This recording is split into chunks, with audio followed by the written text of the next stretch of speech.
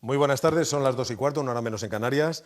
Esta es la rueda de prensa tras la celebración del Consejo de Ministros extraordinario y están con ustedes la ministra portavoz y ministra de Hacienda, María Jesús Montero, y el ministro de Sanidad, Salvador Illa. Ministra portavoz, buenas tardes. Hola, muy buenas tardes. Muchas gracias, Miguel Ángel. Y efectivamente, en la mañana de hoy hemos celebrado un Consejo de Ministros extraordinario para aprobar la nueva prórroga del estado de alarma. Como conocen, esta es la quinta prórroga que se solicita. En esta ocasión, una prórroga que tendrá vigencia hasta las 00 horas del próximo día 7 de junio. Saben que el pasado miércoles el Congreso volvió a avalar esta petición del Gobierno para ampliar un estado de alarma que consideramos imprescindible para seguir controlando la evolución de la pandemia y avanzar de forma segura, de forma prudente, en un proceso de desescalada que siempre hemos definido como ordenado y gradual. Desde el inicio de esta crisis hemos sido muy claros en relación con que la movilidad era y es la principal arma, el principal vector de transmisión del virus. De ahí que la limitación de la circulación de las personas sea clave para poder luchar contra esta enfermedad. Cuando se trata de contener la propagación del virus, tenemos que intentar que los contactos efectivos entre los ciudadanos sean los mínimos posibles para posibilitar que de esa forma tengamos menos contagios, por tanto, menos hospitalización y menos fallecimientos. Y, de hecho, como después el ministro podrá dar a conocer, en estas últimas semanas hemos avanzado mucho, yo diría que muchísimo, hasta el punto de que a día de hoy el 70% de la población española se encuentra ya en la fase 1. De hecho, luego conoceremos cuáles han sido los avances en los diferentes territorios y lo hará el ministro al final de mi intervención. Pero no nos vamos a cansar de repetir que el estado de alarma no es un programa político, ni tampoco es una opción caprichosa de este Gobierno. Es justamente lo que nos está permitiendo salvar vidas y proteger la salud de los ciudadanos mientras encontramos un tratamiento eficaz, una vacuna, un remedio seguro para luchar definitivamente contra este virus. Es por ello también que estamos ya cerca de ese objetivo. La ciencia se está afanando para encontrar ese remedio, esa investigación puntera que nos permita tener ya un remedio eficaz. Pero puede que también, a esta altura del camino, para algunos, este tramo se haga cuesta arriba. Y seguro que otros están viviéndolo ya con un cierto agobio en relación con todos los días que llevamos vivido. Lo que desde el Gobierno queremos transmitir es que lo más duro ya lo hemos atravesado todos juntos como sociedad y que muy especialmente las familias que han vivido esta enfermedad en su seno o que han perdido algunos de sus seres queridos son las que se han encontrado sin duda de forma más afectada. Toda nuestra solidaridad. Pero ahora queda ya un pequeño tramo. Lo que tenemos que hacer es seguir teniendo la disciplina social, ser capaces de cumplir con esas recomendaciones que de forma permanente nos da el Ministerio de Sanidad, porque, insistimos siempre, cada uno tenemos nuestra responsabilidad y es la única manera de mantener a raya al virus. Todos tenemos que superar esta enfermedad juntos y tenemos que asumir esa parte de compromiso y de responsabilidad. Yo diría que no hay otra. En este entorno que hemos tenido que vivir, lo más prudente, lo más sensato es seguir con esas instrucciones de distancia social, de lavado de manos, de utilización de la mascarilla cuando está indicada por parte de las autoridades sanitarias, en definitiva, cumplir las tareas en las que ninguno podemos ser sustituidos. Y vamos a seguir insistiendo en estos próximos días con este mensaje de prudencia y de cautela. No podemos perderle el respeto al virus. Tenemos que seguir dando los pasos de forma inteligente, de forma segura, para no echar por tierra todo el esfuerzo y todo el sacrificio que como sociedad hemos alcanzado.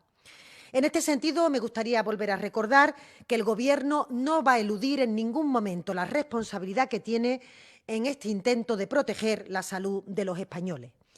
Y es por ello que hablamos, dialogamos con el conjunto de fuerzas políticas. Hemos apelado a su responsabilidad, la que tienen por ser representantes de la soberanía popular, la que tienen porque han sido legítimamente votados por los ciudadanos. Y preservar la salud de nuestra población no es exclusivamente una responsabilidad del Gobierno, es una tarea que nos compete a todos, sobre todo a aquellos que tenemos responsabilidad pública y que somos servidores del conjunto de los ciudadanos. Por eso la situación sanitaria, económica, social de nuestro país no puede permitirse la dinámica política que hemos vivido en los últimos años de hacer vetos contrapuestos que hacen inviable cualquier tipo de acuerdo. Y creo que es evidente que tenemos que resetear muchas actitudes, muchas posiciones prefijadas de antemano, porque esta crisis demanda nuevas respuestas, nos pide nuevas aproximaciones y, sobre todo, quiere que le demos la mirada y darnos cuenta de este desafío que enfrentamos como sociedad. Quiero comunicarles que en este camino el Gobierno no va a escatimar ningún esfuerzo, ninguno, para preservar esta salud del conjunto de la ciudadanía y también para ser un colchón de seguridad para todos los españoles. Y lo vamos a hacer aunque eso pueda generar múltiples lecturas externas o incluso hacer ruido. De hecho, en las últimas horas se ha hablado mucho de los pactos que se han llevado a cabo para sacar adelante la última prórroga. Les quiero decir que este Gobierno está haciendo lo que es su deber y su obligación: dialogar, amarrar los apoyos necesarios para que el estado de alarma sea aprobado por los grupos parlamentarios, de manera que, como he dicho, la seguridad y la salud de los españoles esté por encima de ninguna otra cuestión. Lo lógico, lo deseable, lo que todos hubiéramos querido es que el principal partido de la oposición, este partido que ha gobernado durante tantos años, no hubiera dimitido de su responsabilidad. Lo lógico es que la dirección nacional del Partido Popular fuera lo suficientemente sensata para dejar de mirar de reojo lo que hace la ultraderecha y escuchar más lo que dicen sus presidentes en los territorios donde gobiernan. Lugares donde yo estoy convencida de que prefieren una desescalada ordenada, una desescalada segura, para evitar la llegada sin control de personas procedentes de otras zonas con mayor riesgo de transmisión del virus, para que no se tire por tierra todo ese trabajo que se ha realizado con el esfuerzo de todos, incluido el esfuerzo de los presidentes autonómicos.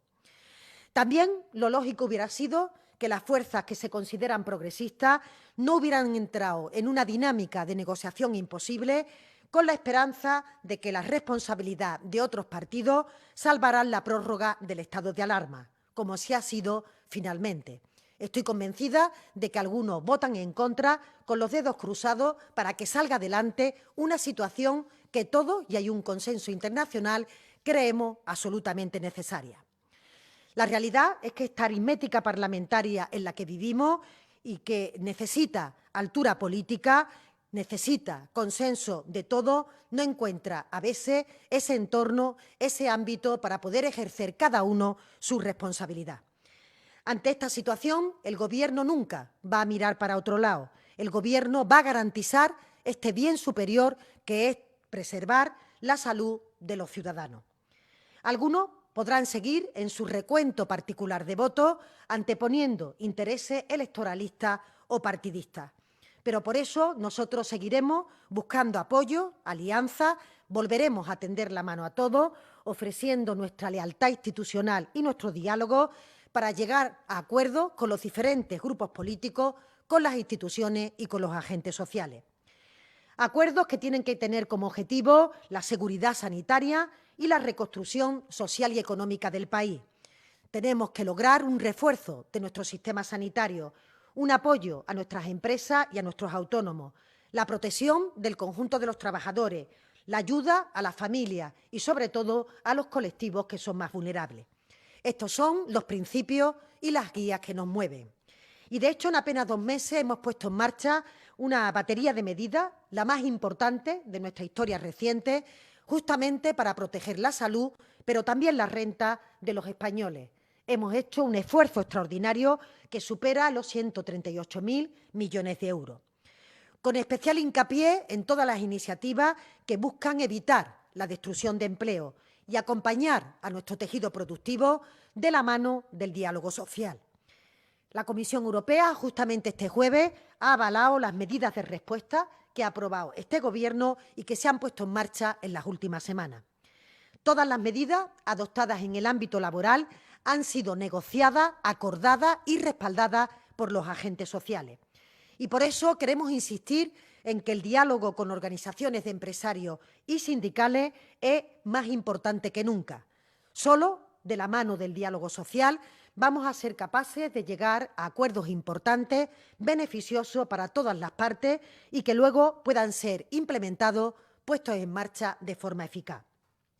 En este sentido, volvemos a trasladar que la intención del Gobierno ha sido, es y será la negociación de todas las cuestiones laborales que tenemos planteadas en nuestra hoja de ruta en el marco del diálogo social.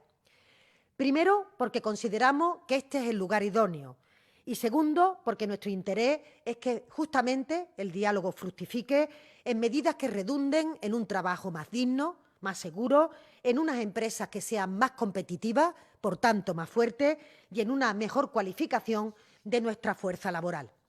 Con ese ánimo, con esa voluntad, vamos a seguir trabajando sin descanso como hasta la fecha y solicitando una vez más al conjunto de las fuerzas políticas que estén a la altura del momento del país en el que nos encontramos. Porque este país está afrontando grandes retos que demandan del concurso de todos, del compromiso de todos y cada uno de los servidores públicos. Y aquí no sobra nadie, no sobra ninguna propuesta. Todos tenemos que mirar por este bien común y por el progreso de la sociedad. Aquel que persiga este fin nos encontrará trabajando para perseguir este bienestar general y, sobre todo, preservar la salud de los ciudadanos. Y en este punto le voy a pasar la palabra al ministro de Sanidad, que nos pondrá al día de las cuestiones sanitarias y también de cómo se encuentra la situación en los diferentes territorios. Muchas gracias, ministra portavoz. Quería compartir con ustedes tres cuestiones. En primer lugar, una breve valoración de la utilidad del estado de alarma para combatir la mayor pandemia que hemos conocido en al menos 100 años, una pandemia que ha afectado más, como ustedes saben, a aquellos países con más tránsito de personas, como Estados Unidos, Francia, Italia, el Reino Unido o España. Y en el estado de alarma que decretamos el 14 de marzo ha funcionado. Yo creo que los beneficios son indiscutibles y todo el mundo los ha podido ver, de un 35% de incremento diario de casos a cifras de menos del 0,5% de forma consistente en toda la última semana.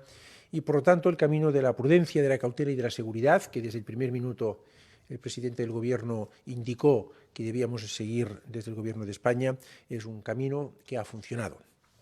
Nos hemos guiado siempre por una máxima, que cada paso que demos sea un paso seguro, y esta máxima es la que nos ha llevado a esta situación y la que vamos a seguir aplicando hasta el final del proceso de desescalada. Pero el mensaje que hoy tiene que estar por encima de todo es la felicitación sincera a todas las comunidades autónomas, digo a todas las comunidades autónomas, por el magnífico trabajo que han venido realizando todas estas semanas. No solo salimos, sino que salimos más fuertes de esta situación. No solo estamos saliendo, sino que estamos saliendo más fuertes de esta situación. Esta máxima de que cada paso que damos sea un paso seguro es también la que ha guiado las decisiones que les voy a comunicar ahora, que les voy a anunciar ahora, respecto al progreso de fase de las distintas unidades territoriales. En primer lugar, saben ustedes que esto lo hacemos en base a las peticiones que nos hacen llegar las comunidades autónomas. Todas ellas han hecho peticiones de progreso de fase, excepto la comunidad autónoma valenciana.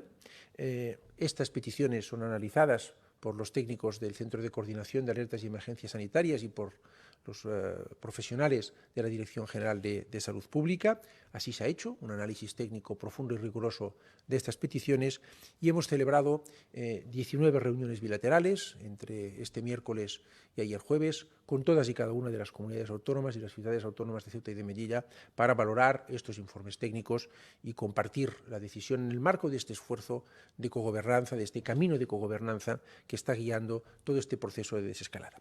Pues bien, los territorios que progresan de fase son los que les voy a anunciar a continuación. Progresan a fase 1 todas las provincias de Castilla y León, las 9 provincias de Castilla y León, Ávila, Segovia, Soria, Burgos, Palencia, León, Zamora, Salamanca y Valladolid. Esta comunidad autónoma ha decidido cambiar de unidad territorial. En lugar de una área básica de salud, la unidad territorial en esta comunidad autónoma va a ser la provincia. Progresa también a la fase 1 las zonas sanitarias de la ciudad de Barcelona, Metropolitana Sur y Metropolitana Norte, y progresa también a fase 1 toda la comunidad autónoma de Madrid. Progresan a fase 2 6 provincias de Andalucía, Almería, Córdoba, Cádiz, Huelva, Jaén y Sevilla, las 3 provincias de Aragón, Huesca, Zaragoza y Teruel, la comunidad autónoma de Asturias, de las Islas Baleares progresan a fase 2 Ibiza, Menorca y Mallorca. Progresan las Islas Canarias, las islas de Tenerife, Gran Canaria, Lanzarote, Fuerteventura y La Palma. Las otras islas saben ustedes que ya estaban en fase 2. La Comunidad Autónoma de Cantabria. En Castilla-La Mancha, dos provincias, Guadalajara y Cuenca, son las que llevaban ya 2 semanas, 14 días en fase 1. En Cataluña progresan a fase 2 las zonas sanitarias del Camp de Tarragona, Alt Pirineu y Aran y Terras de l'Ebre. En Extremadura, las 2 provincias, Cáceres y Badajoz. En Galicia, las 4 provincias, Lugo, La Coruña, Ourense y Pontevedra. La Comunidad Autónoma de Murcia, Navarra, País Vasco, los territorios históricos de Guipúzcoa, Vizcaya y Álava, La Rioja y las ciudades autónomas de Ceuta y Melilla. Esto se ha hecho, insisto, en base a los criterios que en su día les explicó el doctor Simón, y la decisión se ha tomado conjuntamente con las comunidades autónomas en estas reuniones bilaterales. El estado de la situación, el mapa actual que queda después de este progreso de fases es el siguiente. Quedan, lo ven ustedes en el mapa que está en sus pantallas, quedan en fase 1 todas las provincias de la Comunidad Autónoma de Castilla y León, toda la Comunidad Autónoma de Madrid, toda la Comunidad Autónoma de Valencia. En Cataluña, las zonas sanitarias de Girona, Lleida, Cataluña Central, Barcelona Ciutat, Metropolitana Nord y Metropolitana Sud, las provincias de Toledo, Ciudad Real y Albacete, y las provincias de Málaga y Granada, en la Comunidad Autónoma de Andalucía. Esto es aproximadamente un 53% de la población española, unos 25 millones de habitantes que están en fase 1. Y en fase 2 el resto de España, todas las zonas que ustedes ven coloreadas en color verde en el mapa que tienen en sus pantallas, que albergan unos 22 millones de habitantes y un 47% de la población española. Toda España, por tanto, está ya como mínimo en fase 1. Hemos seguido el criterio que desde el principio hemos defendido, de que para poder valorar los posibles efectos que tenga la progresión de fase en cada unidad territorial, es necesario permanecer, al menos hasta ahora lo consideramos así, un periodo mínimo de 14 días, que es el periodo de incubación que permite ver si ha habido efectos en el progreso de fase. Y, como también en su día indicamos, a partir de este lunes daremos publicidad a todos los informes que han avalado las decisiones previas hasta la progresión a fase 1 de todas las comunidades autónomas, en un esfuerzo de transparencia que ha estado siempre en el ánimo del Ministerio. La semana que viene el proceso va a seguir exactamente igual. A partir del lunes las comunidades autónomas podrán hacer sus propuestas y seguiremos exactamente con el mismo procedimiento de cogobernanza. Habrá un análisis técnico de las mismas que culminará en una reunión bilateral y en una decisión que daremos a conocer el viernes próximo. Finalmente, quería compartir con ustedes el hecho de que sale publicado en el Boletín Oficial del Estado una orden que afecta a aquellos municipios de menos de 10.001 habitantes. Son 7.360 y pico municipios en toda España, casi el 90% de los municipios de nuestro país, y en ellos habitan unos casi 10 millones de habitantes, un 20% de la población. Estas medidas son de aplicación en todos estos municipios, que en aquellas zonas en que están en fase 0 y 1, las que están en fase 2, estas medidas ya son innecesarias porque la fase 2 ya contempla incluso mayores medidas de alivio, y básicamente en estos municipios se eliminan las franjas que hasta ahora venían rigiendo determinadas actividades físicas y de paseo, y por tanto ya no hará falta respetar estas franjas, quedará libertad para poder pasear a los que se quiera, y también se elimina la restricción de tener que los niños menos de 14 años tener que efectuar sus paseos con un adulto. Pueden efectuar sus paseos con todos los convivientes que habiten en la misma unidad familiar. Se podrá también autorizar mercados al aire libre o de venta no sedentaria en la vía pública, dando siempre preferencia a los productos alimentarios de primera necesidad, y también se permite la apertura al público de establecimientos de hostelería y restauración para consumo en el local, como algunas de las medidas más señaladas que ustedes podrán consultar en esta orden que sale publicada en el Boletín Oficial del Estado, siempre y cuando las comunidades autónomas, en el ejercicio de sus competencias, no decidan, por las razones que estimen oportuno de carácter sanitario, restringir en alguna zona concreta, en algún municipio concreto, estas medidas de alivio que se permiten, y que entendemos que en esta tipología de municipios pueden perfectamente anticiparse de fase. He dicho que el mensaje que hoy queríamos destacar era la felicitación a las comunidades autónomas por el tremendo y buen trabajo que han venido realizando. También, naturalmente, es una felicitación que hacemos extensiva al conjunto de la ciudadanía por la seriedad y la responsabilidad con la que van siguiendo las recomendaciones de las autoridades sanitarias, y quería acabar esta breve intervención para recordarles que cada paso que demos ha de ser un paso seguro y que el proceso de desescalada es un proceso complejo, es un proceso difícil y, por tanto, apelar a la prudencia, a la responsabilidad individual y a actuar siguiendo las recomendaciones y las instrucciones y las pautas que dan las distintas autoridades sanitarias. Muchísimas gracias. Muchas gracias, ministro. Y si te parece, quedamos a disposición de los medios de comunicación para que formulen las preguntas que les sugiera.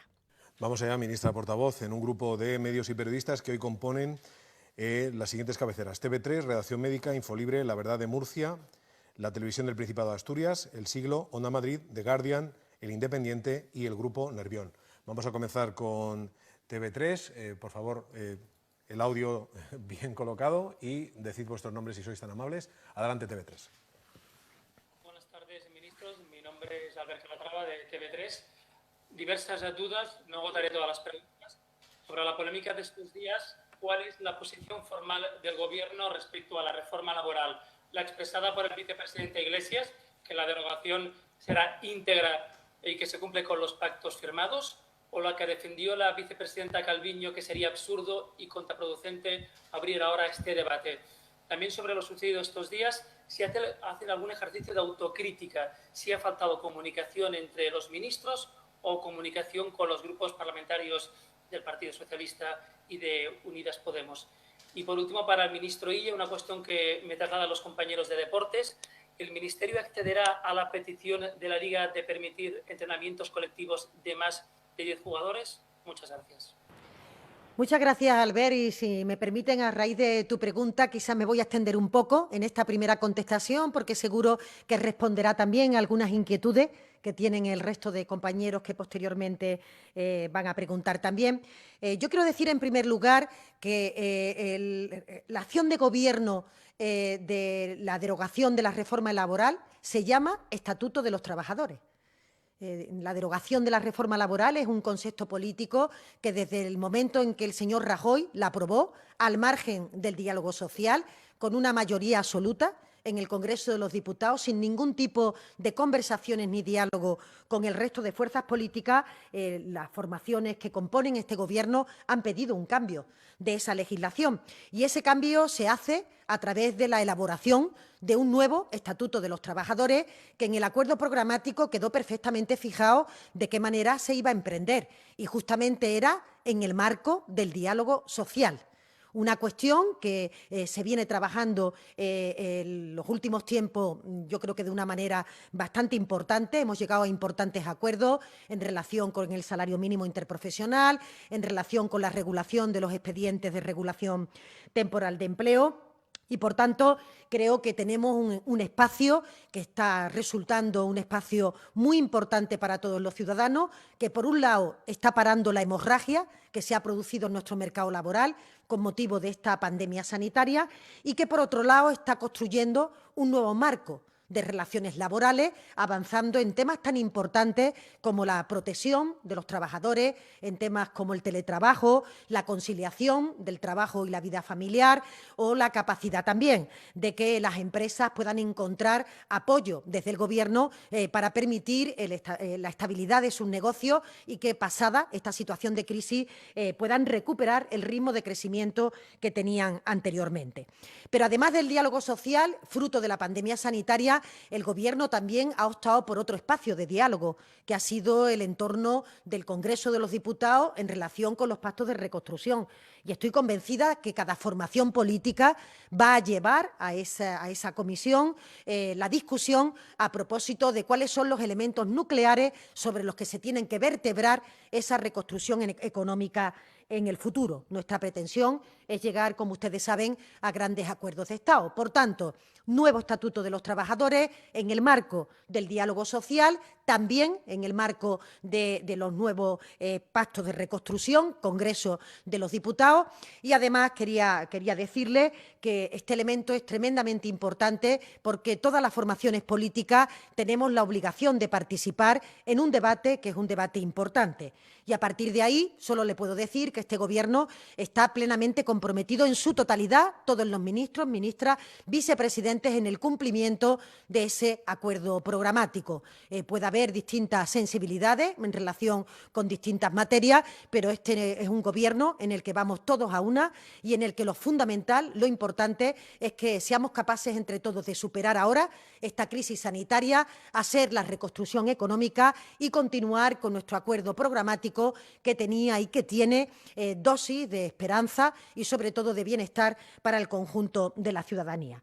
Entre tanto, lo que tenemos de nuestro lado, o lo que tenemos a nuestro lado, mejor dicho, es al Partido Popular, principal partido de la oposición, que está en la España del no, que ha dimitido claramente de sus obligaciones como partido con vocación de gobierno y que en este momento solo le interesa hacer ruido. Le diría más, creo que realmente el Partido Popular está justamente aprovechando esa pandemia con la calculadora de votos para intentar, como siempre, tumbar al Gobierno, porque la derecha de este país nunca admite que haya un Gobierno que sea de otro color político que no sea el color de la derecha.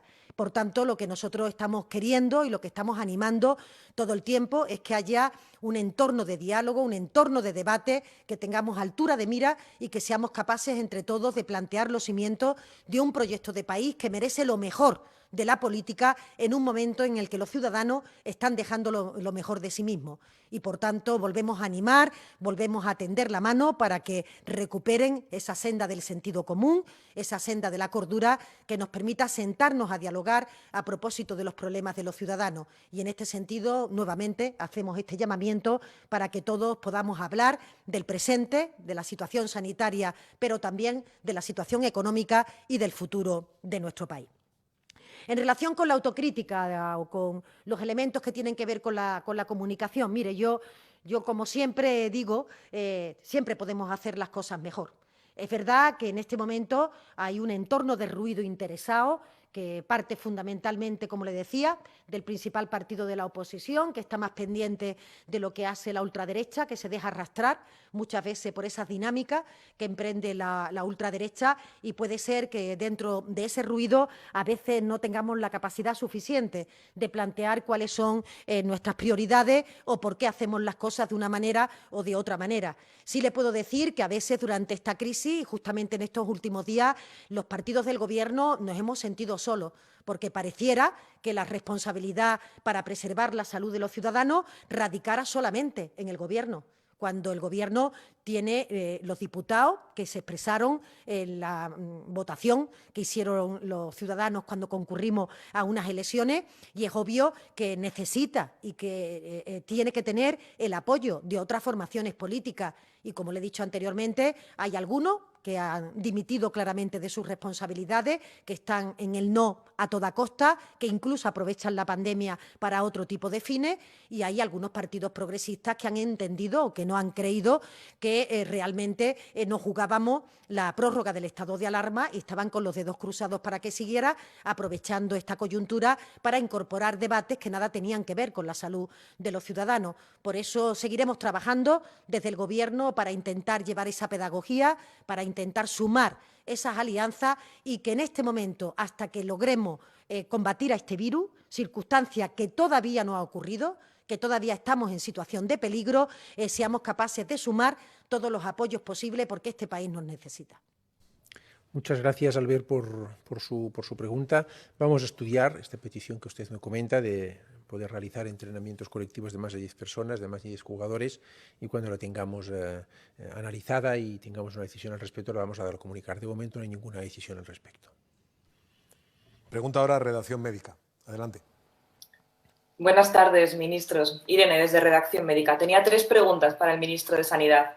La primera es en relación a los congresos científicos. Nos gustaría saber, porque en la fase 1 están con restricciones, y cuando avancemos en la nueva normalidad, ¿va a haber alguna medida específica para los profesionales sanitarios en este tipo de eventos? Y si se contempla que se puedan celebrar sin limitaciones de aforo a finales de año, en el último tramo. También teníamos una pregunta respecto a la elección telemática de la formación sanitaria especializada, el MIR y el EIR, entre otros. Algunos estudiantes se manifiestan en contra de este modelo, tienen una reunión con las comunidades autónomas esta tarde, algunas de ellas también prefieren optar por delegaciones y subdelegaciones. Queríamos saber si el Gobierno va a escuchar esas opciones, si se plantea una elección presencial del MIR y el EIR. Y por último, queríamos preguntarle sobre el papel que va a jugar la enfermería en los rastreos de casos en atención primaria. Los colectivos enfermeros se han planteado como posibles rastreadores de casos. Nos gustaría saber si el Ministerio baraja esta opción y el Consejo General de Enfermería le mandó una carta para poder hacer test PCR y test rápidos. No sé si también contempla que la enfermería tome un papel relevante en la atención primaria. Pues muchas gracias, Irene, por sus tres preguntas. Los congresos científicos están regulados en tanto al aforo permitido en las distintas fases del plan de desescalada, en las órdenes que han salido publicadas, y me remito también a la orden que saldrá publicada mañana en el Boletín Oficial del Estado. Respecto a fase 2 podrán ver las limitaciones de aforo que establecemos para este tipo de reuniones y, lógicamente, cuando vayamos progresando y estemos ya en nueva normalidad, pues también procederemos a normalizar este tipo de congresos. Nueva normalidad significa que habrá que actuar, como no nos cansamos de repetir, con unas normas distintas y habrá, por tanto, siempre que tener mucho cuidado con la distancia interpersonal, con la higiene y el lavado de manos, con la higiene de espacios colectivos. Bien, si se cumplen todas estas recomendaciones, este tipo de eventos hacia el final del año, incluso antes, se deberían de poder celebrar. Respecto a la elección de plazas de los médicos internos residentes que optan tras haber superado las pruebas correspondientes a su primer año de formación sanitaria especializada, lógicamente no se ha podido hacer la elección presencial, como venía siendo casi ya una costumbre y un rito en el Ministerio de Sanidad, pues por las restricciones que hay a la movilidad en nuestro país. Se ha optado por un procedimiento que parece el más sensato en sustitución de este, que es la elección telemática. Estamos estudiando las observaciones que nos hacen llegar distintos estudiantes, también de las comunidades autónomas, pero parece difícil optar por otro procedimiento que no sea el de la elección telemática. De todas formas, vamos, insisto, a escuchar todo lo que las observaciones y las propuestas que nos hagan y vamos a intentar tomar una decisión conjunta. Esta tarde, finalmente, no celebraremos Consejo Interterritorial por razones de agenda, lo vamos a celebrar el lunes que viene y será uno de los temas que abordaremos. Respecto a la enfermería, el personal de enfermería ha hecho una labor magnífica durante esta etapa de lucha contra la pandemia. Han sido un colectivo de profesionales sanitarios que han demostrado pues, un comportamiento ejemplar y, por tanto, quiero empezar teniendo un reconocimiento a su labor, que es fundamental en toda la labor de asistencia sanitaria. Corresponde a las comunidades autónomas la administración de pruebas diagnósticas, bien sean PCRs, bien sean test de diagnóstico rápido, a este y otros colectivos, en base a la estrategia de diagnóstico que acordamos conjuntamente en el seno del Consejo Interterritorial del Sistema Nacional de Salud, y también corresponde a las comunidades autónomas escoger el perfil de sanitarios, de profesionales que tienen que hacer las labores de vigilancia activa, mejor. Es una expresión que preferimos, de vigilancia de casos, una expresión que preferimos a la más común o popular de rastreadores, en función de cómo tengan organizada la asistencia en una respectiva comunidad autónoma, en respectivo territorio. Es un personal que puede hacer perfectamente estas labores, pero, insisto, es una decisión que corresponde a cada comunidad autónoma el cómo organiza esta vigilancia activa de casos. Nosotros nos limitamos a valorar conjuntamente con la comunidad autónoma que hay un sistema efectivo y ya funcionando de vigilancia activa de casos, sin el cual no se hubiera podido progresar de fase. Pregunta ahora Infolibre. Sí, hola, buenas tardes. Soy Fernando Varela de Infolibre.es. Tenía tres preguntas, las tres para la ministra portavoz. La primera es si el Gobierno ya se ha puesto en contacto con la patronal para tratar de que vuelva a la mesa de diálogo social. Y si lo han hecho, pues qué respuesta han obtenido. La segunda tiene que ver con la reforma, con un aspecto muy concreto de la reforma laboral. El programa de gobierno de la coalición dice exactamente, compromete al Gobierno a reformar de forma urgente los aspectos más lesivos de la reforma laboral de 2012. Mi pregunta es muy concreta. ¿Van a hacer la reforma de los aspectos más lesivos este año, que es lo que se entendería por urgente, o esto queda aplazado como consecuencia de en fin, la crisis económica, las consecuencias de la pandemia. Y la tercera es también muy sencilla. A la vista de las crecientes dificultades que está teniendo el Gobierno para sacar adelante en el Congreso las prórrogas del estado de alarma y de las que usted misma ha hablado hace un momento, ¿han pensado en renunciar a una prórroga final para completar la desescalada y llevar a cabo una reforma urgente de la legislación para mantener las restricciones a la movilidad? Muchas gracias. Sí, muchas gracias, Fernando. Y en relación con la primera pregunta, no hemos dejado de mantener contacto con el conjunto de los agentes sociales, e incluso en estos últimos días o en estas últimas horas, de forma más insistente para aclarar algunas cuestiones que podían haber salido de contexto o que podían haber resultado no conocidas por parte de los agentes sociales. Y queremos decir y queremos reafirmar que para este Gobierno es imprescindible el diálogo social. Y, de hecho, los frutos que ha dado el diálogo social para el conjunto de la sociedad han sido evidentes en la subida del salario mínimo interprofesional o en el acuerdo para los ERTE, para el establecimiento de los ERTE y para la prórroga de esos ERTE, incluso la comisión que se ha creado para ver qué sectores son los que tenemos que seguir la vigencia de esta situación de protección del trabajo durante más tiempo, incluso que dure esta situación de la desescalada. Y me estoy refiriendo al impulso al sector del turismo o la protección del sector del comercio, todos ellos áreas extraordinariamente importantes. Por eso, para nosotros, en trabajar desde la mesa del diálogo social no es solamente una voluntad política, es un elemento imprescindible para que podamos seguir avanzando como sociedad. Y esta es nuestra hoja de ruta que plasmamos en nuestro acuerdo programático desde el primer día. Si usted ve, probablemente el órgano que se menciona a lo largo de todo el acuerdo programático que suscribieron el PSOE y Unidas Podemos para configurar este Gobierno, el órgano que más veces se repite es justamente la Mesa para el Diálogo Social. Y eso no es una casualidad, es porque entendemos, creemos profundamente que en el diálogo entre empresarios y sindicatos se encuentran las claves de las medidas más ajustadas para intentar seguir construyendo una España avanzada, una España que proteja a los trabajadores, que haga competitiva a las empresas y que nos permita seguir por esa senda de crecimiento que teníamos hace apenas unos cuantos meses.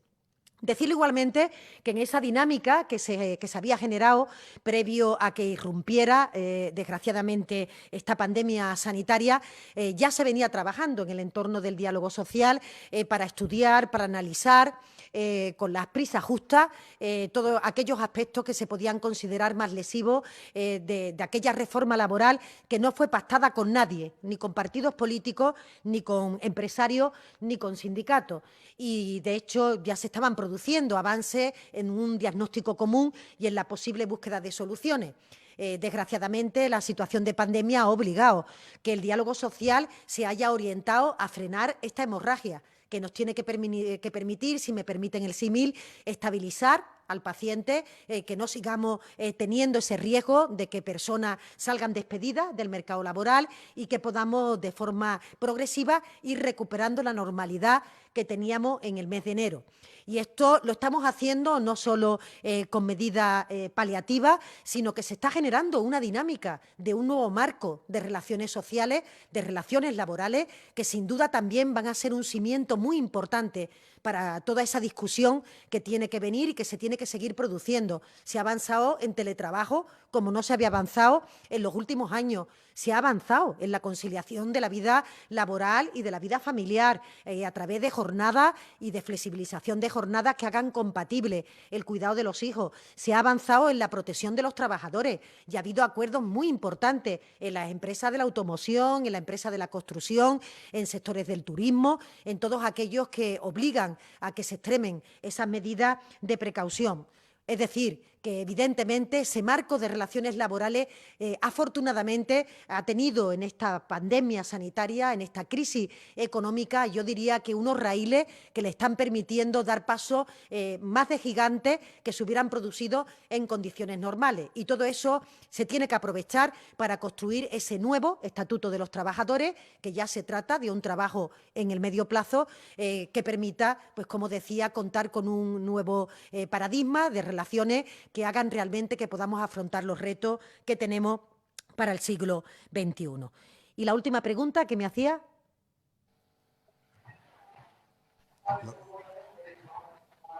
Sí, la última pregunta era sobre las dificultades para sacar adelante la próxima prórroga que va a ser necesaria para completar la desescalada. Si el Gobierno se plantea pues renunciar a plantearla en su momento y tratar de hacer una reforma rápida, urgente, express de otras normas para poder mantener las medidas de confinamiento que sigan siendo necesarias. Sí, ya recuerdo, gracias por recordármela. No, el Gobierno no va a renunciar en ningún caso a preservar la salud de los ciudadanos.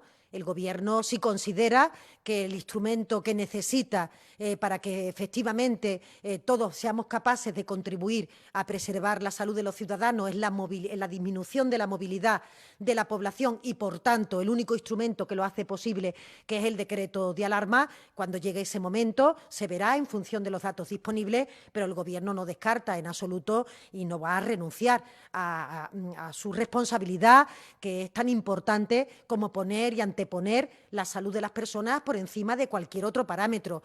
Lo que el Gobierno sí se ha sentido, y se lo tengo que confesar, a veces solo en esa tarea, en una tarea que parece que solo le compete a aquellos que tenemos la responsabilidad del Ejecutivo, cuando esto es una tarea colectiva y en la que, a continuación del Gobierno, el principal responsable es el Partido Popular.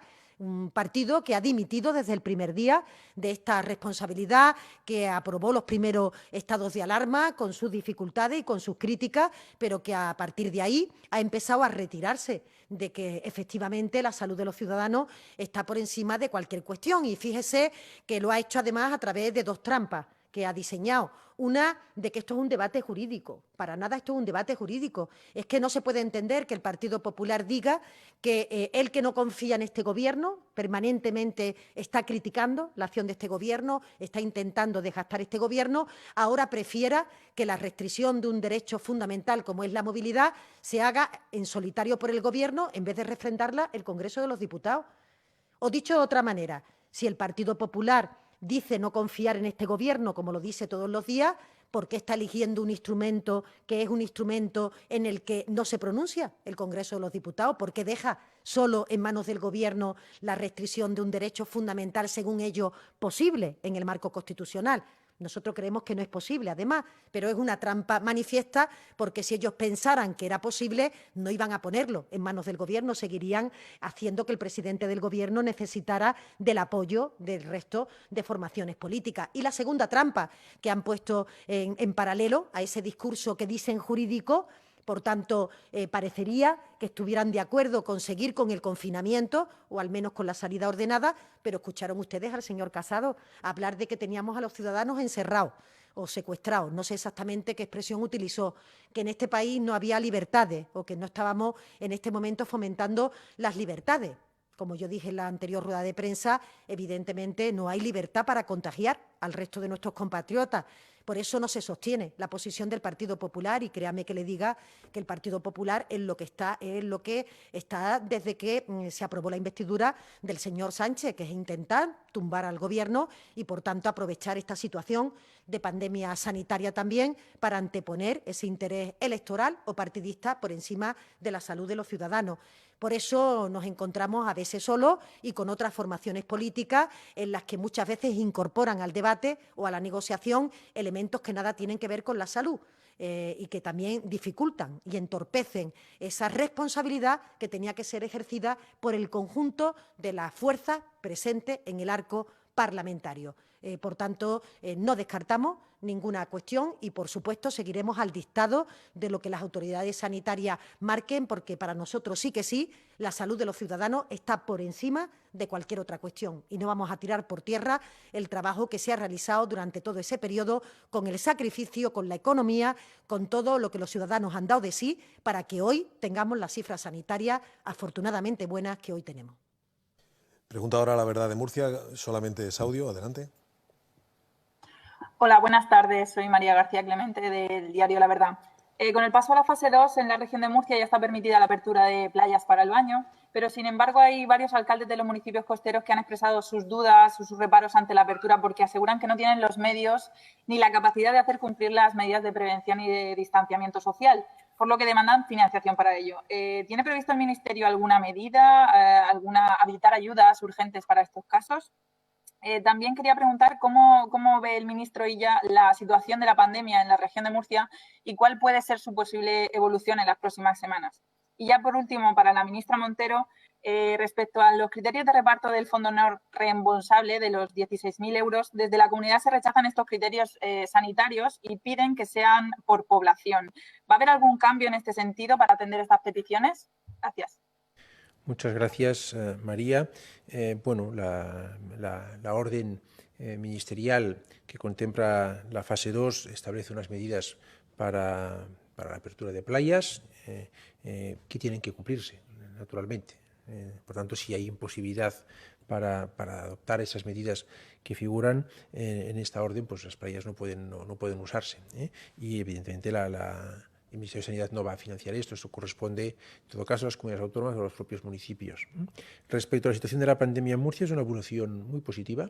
Se está haciendo un gran trabajo en todas las comunidades autónomas, también en particular en la de Murcia. Y, en fin, vamos a ver, no vamos a pronosticar cómo van las cosas en un futuro. Hay que tener mucho cuidado, hay que ir siempre con mucha prudencia, pero le puedo constatar, le puedo decir que efectivamente la evolución de la pandemia en Murcia está siendo muy correcta, gracias en buena parte al trabajo que está haciendo la comunidad autónoma y los ciudadanos de Murcia. En relación con la siguiente pregunta, sí decirle que es la primera vez que el Gobierno de España pone encima de la mesa un fondo de estas características, 16.000 millones de euros añadidos al sistema de financiación autonómica para intentar ayudar a las comunidades autónomas y que no sean ellas las que incrementen su déficit o su deuda, sino que se lo queda el Gobierno de España y, por tanto, para intentar mantener saneadas las cuentas públicas de una administración que tiene la responsabilidad de administrar el estado del bienestar en algo tan importante como la sanidad, como la educación o los servicios sociales. Y sí decirle que, evidentemente, el Ministerio de Hacienda escucha a las comunidades autónomas y hay algunas cuestiones que se le han planteado que estamos trabajando. Una de ellas, como he comentado en otras ocasiones, es utilizar población protegida equivalente en vez de población ajustada. Otra de las cuestiones que se nos planteó y que estamos trabajando es que en vez de que sean solo los PCR positivos los que marquen una parte de la distribución de fondos, se pueda utilizar en la totalidad de los PCR realizados a la población, con lo cual eso también, en función de la población que se tenga, marca un mayor porcentaje de esa participación. Y, en tercer lugar, estamos trabajando también para que el peso de la población en los dos tramos que tenía el gasto sanitario tenga un mayor protagonismo. Igualmente le puedo decir que en el reparto del dinero dirigido o reservado, 1.000 millones para las cuestiones sociales, el peso ahí básicamente es el peso poblacional. Por tanto, sí, escuchamos y estamos trabajando para intentar acercar una propuesta que de antemano sé y de entrada sé que evidentemente no es del gusto siempre de todo. Cada uno le gustaría que el reparto se hiciera con los parámetros que mejor le viene, como si dijéramos con su traje a medida, pero es imposible tener un traje a medida único para todas las comunidades autónomas. Utilizaremos, como siempre, la justicia, los términos más equitativos para que realmente podamos compensar a las comunidades por el gasto sanitario y también por el trabajo de prevención que han hecho durante todo este tiempo y de preparación para la desescalada. Es el turno de la Televisión del Principado de Asturias. Hola, ¿qué tal? Buenas tardes. Soy Carlos Sobrín, de la Televisión del Principado de Asturias. Quería preguntarle al ministro Illa sobre las playas. Se está preparando un protocolo desde Sanidad para ese uso de playas. Y quería preguntarle sobre si se ha tenido en cuenta las peticiones realizadas por el Gobierno asturiano, ya que los arenales asturianos del norte son bien diferentes a los del Mediterráneo, por ejemplo, menos accesibles, más susceptibles a las mareas, y sería interesante que se tuvieran en cuenta estas particularidades. También sobre el papel de los socorristas, ya que ellos han dicho desde asociaciones que su labor, desde luego, no va a ser la de la vigilancia del distanciamiento físico entre ellos. Desde la Televisión de Galicia me trasladan también si se va a permitir la movilidad entre provincias o cuándo se podría producir, quizás dentro de una misma comunidad, a tenor de unas declaraciones de Sánchez en el Congreso que lo daba a entender. Y para la ministra Montero quería preguntarle si considera contradictorias que hubo incoherencias entre las versiones de distintos ministros sobre ese mismo acuerdo del Partido Socialista, Unidas Podemos y Bildu. Muchas gracias. Muchas gracias, Carlos, por sus preguntas. Bien, respecto a las playas, hay unas medidas, hay unas indicaciones de cómo se puede disfrutar de las playas. Hay que respetar estas medidas y corresponderá a las comunidades autónomas determinar cómo se vela por el cumplimiento de las mismas. Ahí jugarán un papel también muy importante los municipios. Están haciendo también una labor que quiero subrayar y destacar en toda esta etapa de transición a la nueva normalidad, pero la clave siempre es la misma, la responsabilidad individual, que los ciudadanos se comporten con responsabilidad individual, como han venido haciendo, por cierto, estas últimas semanas de una forma ejemplar, para que podamos todos adaptarnos a esta nueva situación que va a permanecer hasta que no tengamos o una terapia o una vacuna para derrotar definitivamente al virus. Respecto a la movilidad entre distintas unidades territoriales, bien sean provincias, bien sean islas, bien sean zonas de salud, de momento no está permitida la movilidad entre provincias. Y en relación con la siguiente pregunta, creo que he intentado expresarlo en alguna de las preguntas de sus compañeros. Este Gobierno ha tenido que pactar con el conjunto de fuerzas políticas porque pareciera, se ha dado la falsa sensación de que la responsabilidad en preservar la salud de los ciudadanos, en poner en marcha políticas públicas de protección de la salud, era exclusivamente una responsabilidad del Gobierno, cosa que es absolutamente falsa. La responsabilidad de que todos tengamos la capacidad de que las personas se puedan sentir protegidas con motivo de una pandemia en donde solo la restricción de la movilidad ha sido el tratamiento eficaz para combatir a este virus, y esto hasta que tengamos una solución definitiva de la mano de la vacuna o de la mano de un tratamiento eficaz, ha llevado a una situación en la que el Gobierno se ha sentido solo durante esta crisis y en un momento en donde esperábamos la solidaridad, la responsabilidad del resto de formaciones políticas. Han visto ustedes cuál ha sido la actitud y cuál ha sido la posición que han expresado diferentes formaciones políticas con vocación de gobierno. La más clara, la del Partido Popular, y esto no es una broma, esto es algo muy serio. Estamos hablando realmente de proteger la salud de los ciudadanos, insisto, con el único instrumento constitucional dicho por la Abogacía del Estado que tenemos a nuestro alcance para intentar justamente restringir la capacidad de movimiento, que es una cuestión fundamental para poder protegernos contra este virus. Por eso hubiéramos esperado que todas las fuerzas políticas hubieran arrimado el hombro, hubieran puesto de su parte, y créame que le diga que yo personalmente considero que algunos han votado que no porque sabía que iba a salir que sí.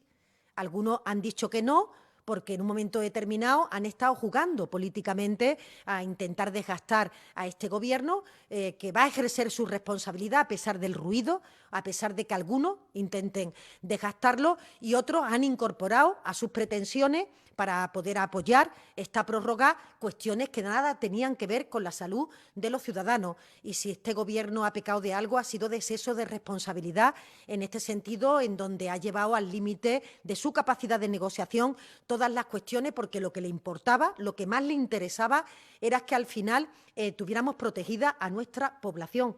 Esto es lo que ha ido definiendo toda la conducta que hemos tenido en relación con esta situación, y, por tanto, pues probablemente el acuerdo con determinadas fuerzas políticas en este ruido interesado que está haciendo la derecha, incluso en la situación de la crisis económica fruto de la pandemia sanitaria, hemos reafirmado nuestro compromiso con nuestro acuerdo programático y, por tanto, tenemos que estar todos a una, y así estamos, para intentar llevar a cabo políticas de protección de las personas, de impulso de nuestro tejido productivo, de digitalización, cambio climático, como ocurrió en toda esta semana.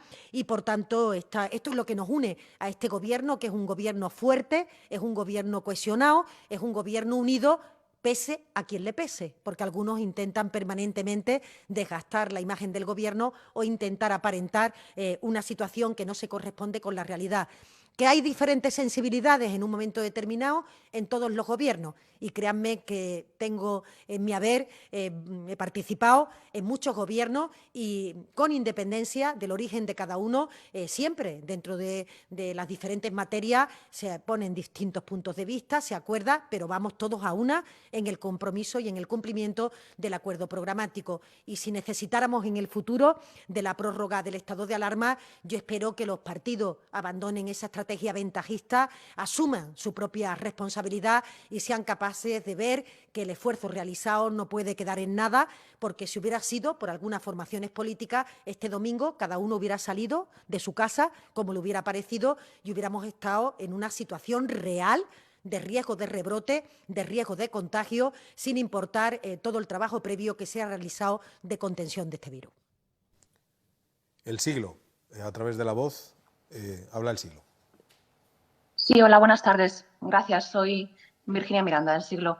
El tránsito de la Comunidad de Madrid a la fase 1 plantea dudas entre los profesionales sanitarios. El Colegio de Médicos de Madrid ha dicho incluso que no es conveniente. Le quería preguntar qué le parece estas dudas que se plantean y si el paso de Madrid a la fase 1 se debe estrictamente a cuestiones técnicas o tiene algo que ver la denuncia de la Comunidad de Madrid ante el Supremo por no haber pasado antes a la fase 1. Y también quería preguntar, a propósito de los acuerdos que se han alcanzado con Ciudadanos, Ciudadanos también está dispuesto a unos presupuestos concretos de reconstrucción. Probablemente tendrán que recurrir, si necesitan una nueva prórroga, a Ciudadanos para sacarla adelante. Quería saber si las relaciones con Ciudadanos se mantienen bien para seguir esta progresión después del ruido que ha habido a propósito del acuerdo también con Bildu. Gracias. Muchas gracias, Virginia. La Comunidad de Madrid ha entregado una documentación que ha sido analizada por los técnicos del CAES y de la Dirección General de Salud Pública en reuniones que se han mantenido. También la analizamos ayer en la reunión bilateral. Cumple con todos los requisitos a juicio de los técnicos para progresar a fase 1 y no ha influido ninguna otra razón que las estrictamente técnicas y los criterios de prudencia que han guiado y seguirán guiando todas las decisiones que tomemos en este proceso de desescalada. Y en relación con la siguiente pregunta, decirle que ojalá más fuerzas políticas se sumen a este proyecto de ilusión, de reconstrucción que queremos para nuestro país. En un primer momento, en el marco de esta comisión de reconstrucción que se ha creado y en donde tenemos expectativas de que realmente se produzcan avances que permitan tener un denominador común, unos cimientos sólidos, con independencia de lo que cada uno pensamos sobre cuestiones particulares, pero en cuestiones nucleares que sustentan la realidad de un país, tener la capacidad de ir sumando apoyo y de ir sumando a fuerzas políticas que quieran traducir esos principios luego en unas cuentas públicas que nos permitan definitivamente despegar, ¿no? O ser capaces de impulsar esa situación de reconstrucción. Nosotros seguimos teniendo un diálogo fluido con todas las fuerzas políticas que hicieron posible la investidura del señor Sánchez. Nuestra vocación es llegar a un acuerdo amplio con todas ellas para construir unas cuentas públicas que permitan ver la luz en tiempo y en forma y, por supuesto, no solamente Ciudadanos, sino otras formaciones políticas que quieran sumarse a ese arrimar el hombro, a ese intento de reconstrucción, van a encontrar la mano tendida, la capacidad de diálogo, la capacidad de sesión, todo aquello que permite formular esos acuerdos que, sin duda, van a encontrar primero un primer punto de encuentro en esa comisión de reconstrucción que ojalá empiece pronto a dar conclusiones que permitan tomar nota a este Gobierno para que a partir de ahí podamos establecer el conjunto de las cuentas públicas. Esto va a ser lo que va a pivotar los números para el próximo año, una vez que también conozcamos cuáles son los elementos que tenemos que preservar en nuestro compromiso europeo, en nuestro compromiso con la consolidación fiscal, pero que permita, como siempre, que nadie se quede atrás en este momento de crisis, que podamos apoyar a nuestro tejido productivo y que podamos seguir ganando en prestaciones, en derechos, como este Gobierno tiene en su hoja de ruta y los partidos que hicieron posible esa investidura, así también lo apoyaron y así también lo haremos una realidad, espero que más temprano que tarde. Es el turno ahora de Onda Madrid. ¿Qué tal? Buenas tardes. Soy Noelia Ontoria de Onda Madrid. Muchas gracias. Señor Illa, yo voy a seguir con el paso a fase 1 de la Comunidad. ¿Creen que Madrid, por su particularidad, por la incidencia que ha tenido de la pandemia, debería quedarse 15 en fase? Le quiero preguntar también si la Comunidad ha solucionado los problemas que tenía en atención primaria. ¿Está preparada para detectar casos sospechosos y hacer seguimientos? Y también, ¿qué opina de las mascarillas que ha repartido la Comunidad de Madrid y que Facua asegura que no protegen? ¿Habría que retirarlas del mercado como hizo el Gobierno con la partida defectuosa de abril? Y a la ministra portavoz, María Jesús Montero, me gustaría preguntarle por la llamada que ha hecho el presidente del Gobierno al presidente de la COE. ¿Se ha podido convencer al señor Garamendi de que vuelva a la mesa del diálogo social? Y por la reforma laboral, ¿en qué medida ha podido perjudicar la imagen de España en Europa el acuerdo inicial que alcanzaron con EH Bildu? ¿Nos perjudicaría de cara a obtener más ayudas del Fondo de Reconstrucción Europeo? Gracias. Gracias, María Antonia. ¿Me podría repetir, por favor, la primera pregunta? Hemos tenido problemas de sonido y no he escuchado bien su primera pregunta. Sí, soy Noelia de Onda Madrid. La primera pregunta es si creen que Madrid, por su especial particularidad, por la incidencia de casos que ha tenido en esta pandemia, tendrá que quedarse más o menos tiempo en la fase 1. Muchas gracias, Noelia. Pues mire, en principio el criterio es permanecer 14 días en cada una de las fases para poder valorar justamente posibles consecuencias de las medidas que se adoptan en cada fase en la evolución epidémica. Y este criterio sirve para todas las comunidades autónomas, también para la Comunidad Autónoma de Madrid. Todo, naturalmente, sujeto a cómo evolucionen las cosas y a cómo vayamos viendo la evolución de la epidemia, en este caso en la Comunidad Autónoma de Madrid.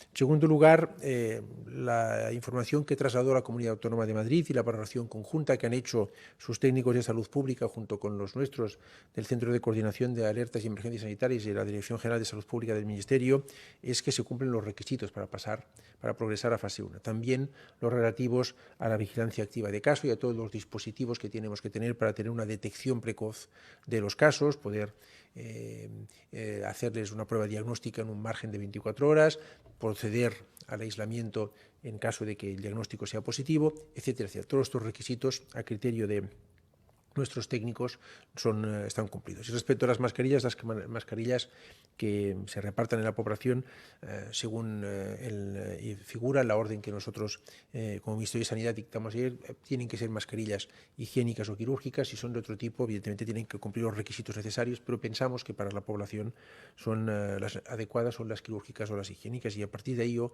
ya sabe que no entro en ningún tipo de reproche ni de polémica con ninguna comunidad autónoma. Sí, y Noelia, y en la última pregunta decirle que, como he dicho anteriormente, este Gobierno, desde el presidente hasta el último ministro, mantenemos una comunicación fluida y un diálogo constante con el señor Garamendi. Y confiamos plenamente en su persona, en el señor Garamendi, pero también en la Confederación de Empresarios y en CEPIME, en las organizaciones que forman parte del diálogo social y que representan ni más ni menos que al conjunto de los empresarios de nuestro país. Sin ello es imposible construir un proyecto de Estado, un proyecto para España y, sobre todo, ser capaces de transitar esta situación que nos ha provocado la pandemia sanitaria y que se ha traducido en una crisis económica de la que tenemos que salir lo antes posible. Yo conozco particularmente el sentido de Estado que tiene el señor Garamendi. El señor Garamendi no es un patriota de boquilla. El señor Garamendi antepone siempre los intereses de España a cualquier otra cuestión, defendiendo legítimamente los intereses empresariales y, por tanto, estoy convencida de que sabe que en el marco del diálogo social se encuentran muchas de las claves que nos van a permitir encontrar ese marco de relaciones laborales, ese marco de entendimiento con las administraciones públicas para proteger a sectores tan importantes como el sector del turismo, el sector del comercio, el sector de la hostelería, todos ellos imprescindibles para que contribuyan a la riqueza de nuestro país, para que se generen puestos de trabajo y, por tanto, tengo una confianza absoluta en ese sentido que tiene el señor Garamendi de responsabilidad y, sobre todo, de patriotismo, entendiendo que en este primer momento se haya visto sorprendido por esta cuestión y por la noticia.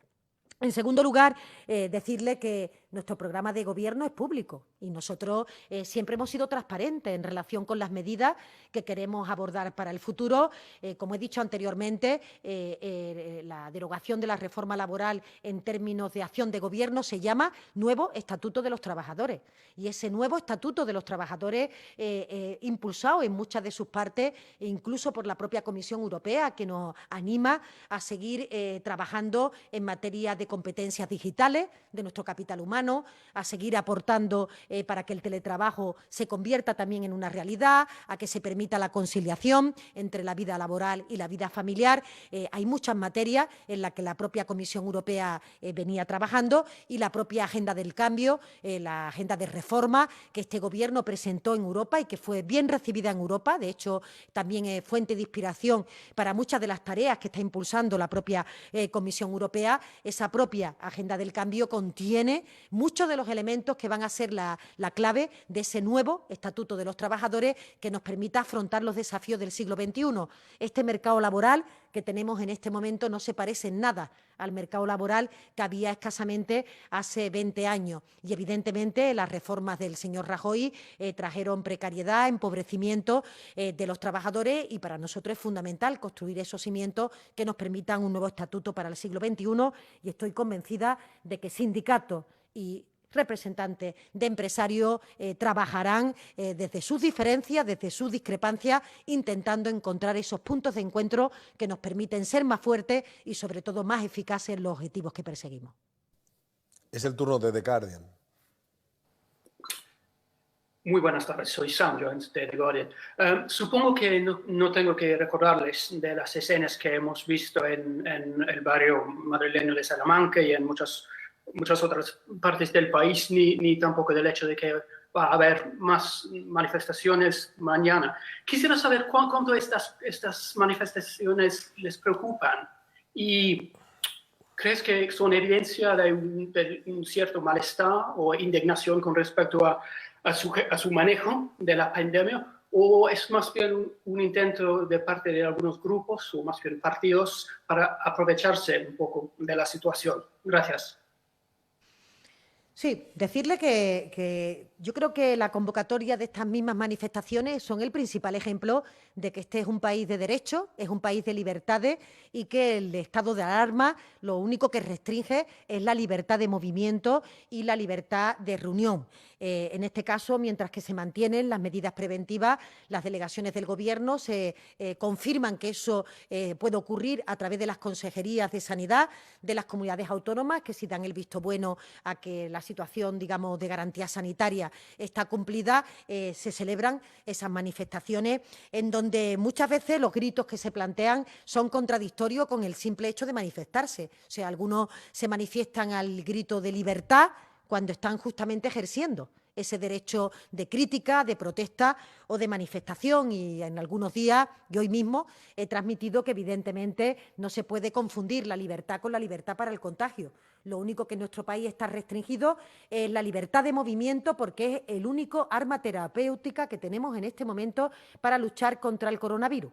Es la única cuestión que nos preocupa, que hace que tengamos que tener una salida ordenada de la población, unos pasillos de horario a lo largo del día para que las personas vulnerables se puedan proteger y, por tanto, la preocupación es simplemente de que, por supuesto, y se ruega que se mantenga la seguridad entre la distancia de las personas, el que no se haga ningún tipo de cuestión que haga que los contactos entre las personas puedan permitir un incremento de los contagios o que haya un rebrote, pero esto es un país libre donde las personas se pueden manifestar. Eso sí, nos gustaría que se manifestaran trasladando la verdad de lo que ocurre en nuestro territorio, de lo que ocurre en España, porque efectivamente si ellos se pueden manifestar es porque están preservadas íntegramente los derechos y libertades, excepto, como decía, el derecho de movilidad o el de reunión, que vienen absolutamente condicionados por la situación de pandemia sanitaria. El Independiente pregunta ahora. Buenas tardes, ministra. Cristina de la Hoz del Independiente. Ha alegado que era responsabilidad del Gobierno intentar amarrar el voto para hacer posible la prórroga del estado de alarma. Pero yo le quería preguntar por qué se ocultó deliberadamente a la Cámara que se estaba negociando y que se había alcanzado un pacto con Bildu que no se conocía hasta después de las votaciones. Quería saber si usted personalmente sabía de esas negociaciones y sabía del pacto. ¿Y qué opinión le merecen reacciones de compañeros suyos de partido, como el señor García Page o Lambán, criticando el acercamiento a Bildu? Este pacto con Bildu ha creado, por otro lado, un enorme malestar en el PNV y el PNV ha llegado a decir que esto dificulta que se complete la legislatura. tienen al PNV disgustado por el pacto con Bildu, tienen a RC en el no, tienen incluso a formaciones políticas como Compromís, que también votaron en contra de la prórroga del estado de alarma. ¿Está comprometida la legislatura una vez que parece que están perdiendo el apoyo de los partidos que hicieron posible la investidura del señor Sánchez? Sí, muchas gracias, Cristina. Bueno, yo en primer lugar quiero negar que se ocultara esta situación. Yo creo que en el debate que se mantuvo en tribuna, evidentemente los diferentes miembros transmitieron cuáles eran sus preferencias o sus pretensiones y también el propio presidente del Gobierno tuvo ocasión de responder una a una a las cuestiones que allí se fueran planteando. Tras la emisión del comunicado por parte de Bildu, el Partido Socialista incluso aclaró algunos de los conceptos que quizá fuera de esa interpretación se podía haber dado lugar a malentendidos. Y yo creo que en ese sentido la aclaración que lanzó el Partido Socialista ponía claramente de manifiesto cuál había sido la voluntad y cuál había sido el sentido, porque tenga en cuenta que durante estos días hemos tenido mucho ruido interesado por parte de la derecha, donde incluso se ponía en cuestión si el Partido Socialista y Unidas Podemos seguíamos manteniéndonos en las premisas que marcaron nuestro acuerdo de investidura, que tiene que ver no solo con las cuestiones relativas al mercado laboral, sino otras materias, como si el Gobierno hubiera renunciado, ¿no?, a su hoja de ruta que venía marcada por el acuerdo de investidura. Y justamente lo que se planteó, lo que se firmó, es que seguimos comprometidos con todo aquello que marcó el nombramiento del señor Sánchez en materias tan importantes, en este caso como las relaciones laborales. Es evidente que en un Gobierno que trabaja a destajo, se lo puedo asegurar, 24 horas al día prácticamente y cada uno en su tarea, somos un equipo y tenemos distribuidas las tareas. Y esto significa que en esta, como en cualquier otra cuestión, no todos conocemos el trabajo de todo al momento o al detalle. Y, por tanto, aquellos que están expresamente encargados de las negociaciones políticas, en este caso le corresponde a los grupos parlamentarios, son los que han llevado las reuniones, las negociaciones con las diferentes formaciones políticas. Y eso es una dinámica de funcionamiento que le corresponde justamente al grupo parlamentario, en este caso a los dos, a Socialistas y a Unidas Podemos, que son los que se encargan de hablar con la gran parte de los grupos, aunque evidentemente desde el Gobierno prestamos todo el apoyo que necesitan para que los acuerdos se puedan llevar a buen puerto. Y le decía Cristina al principio que efectivamente el Gobierno ha tenido una responsabilidad en relación con esta cuestión porque ha dado la falsa impresión de que solo le correspondía al Gobierno llegar a acuerdos para poder alcanzar ese decreto de alarma, único instrumento jurídico posible para restringir la movilidad del conjunto de los ciudadanos, y algunos directamente se han borrado de esta cuestión como si no existieran, y me estoy refiriendo a Vox y al Partido Popular, en un ejercicio sorprendente de irresponsabilidad en una situación en la que nos jugamos la salud de los ciudadanos. Y hay otras formaciones políticas que han creído o que han entendido que podían, digamos de alguna manera, utilizar este momento para también incorporar a sus acuerdos algunas pretensiones o algunas cuestiones que nada tenían que ver con la salud de los ciudadanos. Y en eso también hemos tenido que firmar determinadas premisas o determinados acuerdos con diferentes fuerzas políticas. Yo creo que todo el mundo y todos los españoles conocen las diferencias abismales que en concreto mi formación política, también Unidas Podemos, pero en concreto mi formación política, el PSOE, tiene con Bildu. Nosotros tenemos en nuestro haber una historia de lucha contra el terrorismo muy importante en nuestro país y, por tanto, las diferencias son manifiestas y son diferencias palpables en cualquier entorno, en cualquier institución y mucho más dentro del País Vasco. Pero es evidente que en este momento lo importante, lo fundamental, era preservar la salud del conjunto de los ciudadanos, y el Partido Nacionalista Vasco tiene que entender que también para el País Vasco era importantísimo que no decayera el estado de alarma y que tuviéramos la capacidad de que este domingo la gente pueda salir dentro de los corredores sanitarios con orden, sin ningún tipo de descontrol que haga que haya un rebrote o que se pueda plantear. Solo ahí hay que entender los acuerdos que se han alcanzado con las distintas formaciones políticas y no tiene más repercusión que esa, no tiene más alcance que ese. Nosotros seguimos teniendo un acuerdo estable con el Partido Nacionalista Vasco, con el que trabajamos diariamente la mayoría de los proyectos que llevamos después al Congreso de los Diputados, y ellos conocen de nuestra complicidad con ellos y conocen también de que nuestras cuestiones firmadas son para nosotros muy importantes poder llevarlas hasta el último minuto. Finalizamos el turno de preguntas con el Grupo Nervión. Adelante. Buenas tardes, ministros. Irene Díaz, del Grupo Nervión, desde Bilbao. Quería trasladarle, ministra, que ayer abríamos el informativo, otros medios también, con ese ataque a la vivienda de Idoia Mendia, la secretaria general de su partido aquí en Euskadi. Yo sé que dentro de Bildu hay muchas facetas y muchos sectores, pero dice Idoia Mendia que no va a estar en un gobierno con gente que no condena algo que ha ocurrido en su propia casa. No sé si se une y pide a Bildu también esa condena. Y luego al ministro de Sanidad quería hacerle dos preguntas. No sé si se está pensando en establecer una norma sanitaria de cara a esas elecciones previstas tanto en Galicia como en Euskadi.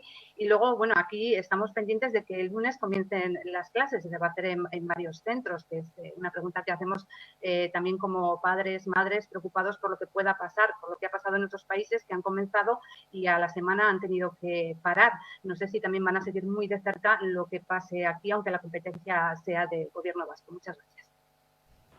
Sí, muchas gracias y efectivamente, yo quiero aprovechar la pregunta para darle todo mi cariño, toda la solidaridad del Gobierno a mi compañera Idoia Mendia y trasladarle, también en el contexto de la pregunta que me hacían anteriormente, no hay, como ven ustedes, el acuerdo particular, puntual, con el que se llegó con Bildu, estuvo en relación justamente a ser capaces de sacar el decreto del estado de alarma, y después nos diferencia prácticamente todo en relación justamente con que no condene esos ataques a una de nuestras, de una de las personas que de forma libre se presenta a las elecciones en el País Vasco, que representa ni más ni menos que toda la cultura del socialismo y todo lo que ha sufrido el socialismo en el País Vasco para luchar contra el terrorismo, que derrotó esta democracia, y por tanto creo que pone muy bien en relación que una cuestión es preservar la salud de los ciudadanos y otra cuestión distinta es tener sintonía con formaciones políticas que no condenan este tipo de situaciones.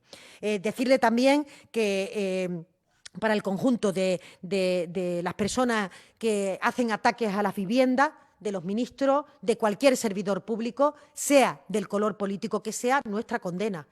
Hay situaciones inadmisibles que se están produciendo en nuestro país en las que a determinados ministros se les rodean las viviendas con sus familias, con personas que conviven allí, y, por tanto, vamos a condenar de forma enérgica cualquier tipo de violencia verbal o agresiva que se ejerza sobre cualquier ciudadano, sea o no sea ministro. En este caso se produce sobre personas que desarrollan su tarea en el marco del Consejo de Ministros, y ahora, como siempre, este Gobierno, las formaciones políticas que componen este Gobierno, vamos a condenar cualquier forma de agresión que no permita o que impida la libertad de estas personas y, por tanto, que no se moleste en su entorno más íntimo, en su entorno familiar, se llame señora Mendia, se llame señor Ábalos o se llame señor Iglesias. Todos tenemos derecho a nuestra intimidad y todos tenemos derecho también a que se nos respete en nuestra forma de ejercer el trabajo con la discrepancia política que en cada momento cada uno quiera ejercer.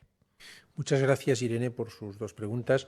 La convocatoria de elecciones en el País Vasco Galicia es competencia del Lehendakari y del presidente de la Comunidad Autónoma y se deben de respetar las normas que hemos ya ido dando a conocer para reuniones de eventos y para las distintas actividades que conlleva la convocatoria electoral. En todo caso, si se nos requiere algún tipo de asistencia o de apoyo, ahí está el Gobierno de España presto para darlo, insisto, si es requerido.